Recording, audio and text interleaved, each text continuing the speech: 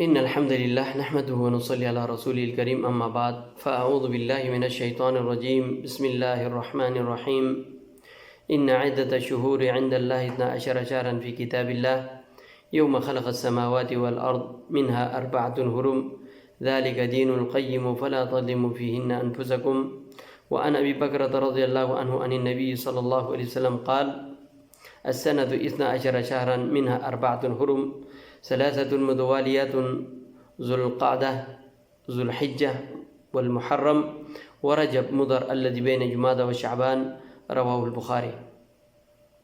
سامعین محترم، یہ مبارک مہینہ محرم الحرام کا مہینہ ہے۔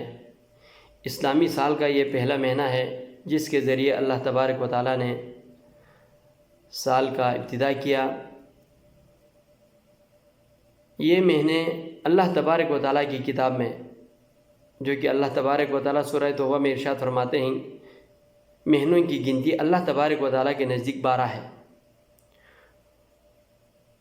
یہ اس دن سے ہے جس دن آسمان اور زمین کو پیدا کیا، اور اسی دن انہی 12 مہینے سے 4 مہینے کو بادب فضیلت والے محرم بنائے، اور ان مہینوں میں، ان محرم مہینوں میں اپنے نفس پر ظلم نہ کرے۔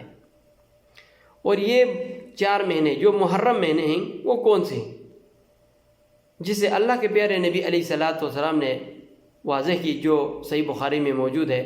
حضرت ابو بکر رضی اللہ تعالیٰ فرماتے ہیں، اللہ کے پیارے نبی علیہ الصلوۃ والسلام نے فرمایا السنۃ 12 شہرا، سال 12 مہینوں پر مشتمل ہے، منہا 4 حرم، ان میں 4 مہینے حرمت والے مہینے ہیں۔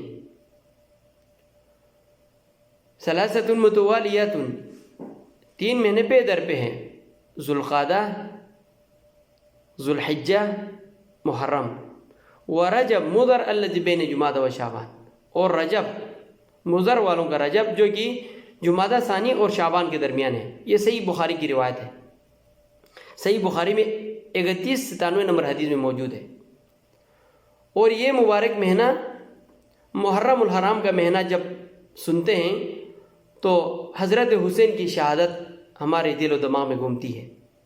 اس میں کوئی شک نہیں ہے، حضرت حسین رضی اللہ تعالیٰ عنہ کو ظلماً اور دھوکے کے ساتھ اس مبارک مہینے میں شہید کیا گیا۔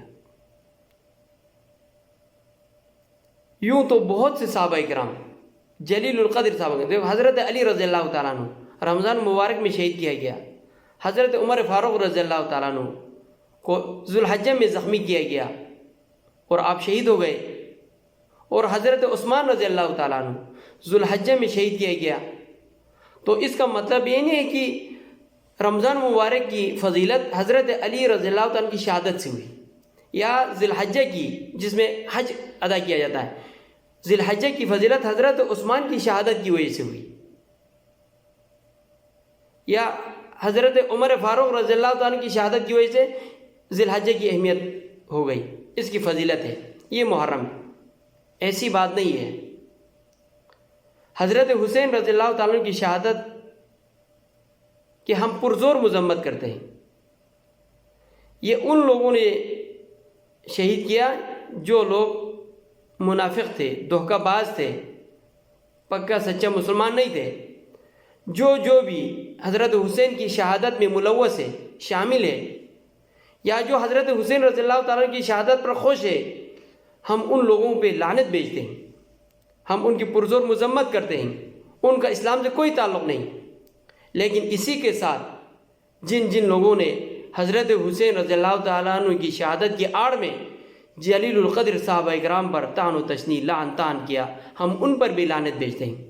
ان کا بھی اسلام سے کوئی تعلق نہیں، جو حضرت عمر فاروق کو گالی گلوچ کرے، حضرت ابوبکر صدیق کو گالی گلوچ کرے، کسی بھی صحابہ کرام کو گالی گلوچ کرے۔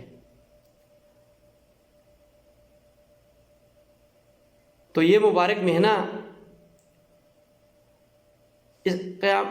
دنیا کو پیدا کرنے والے دن اللہ تبارک و تعالیٰ نے اس مہینے کی فضیلت رکھی ہے، اس مہینے کو بادب بنایا ہے۔ خصوصی طور پر ان مہینوں میں اپنی جانوں پر ظلم نہ کرے، اپنی جانوں پر ظلم نہ کرے۔